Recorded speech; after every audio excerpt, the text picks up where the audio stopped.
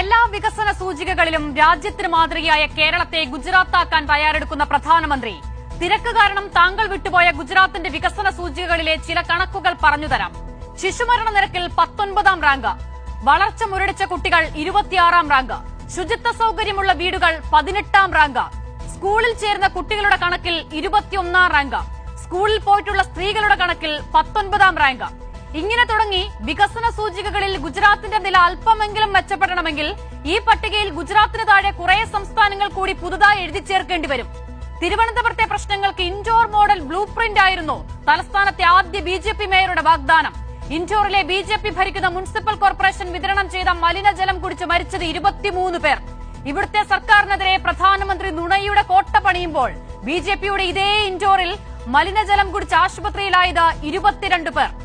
ഭരണത്തിലുള്ള ഇടങ്ങളിൽ മാറാത്തതിനെയൊക്കെ ബിജെപി മാറ്റിയത് ഇങ്ങനെയാണ്: മനുഷ്യന്റെ ജീവനെടുത്തും അവന്റെ അവകാശങ്ങളെ റദ്ദു ചെയ്തും.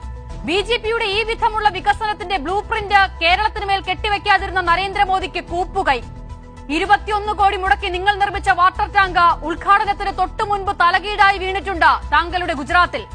യുപിയിൽ സർക്കാർ മെഡിക്കൽ കോളേജുകളിൽ രോഗികൾക്കൊപ്പം വിശ്രമിക്കുന്നുണ്ട് എലികളും നായ്ക്കളും.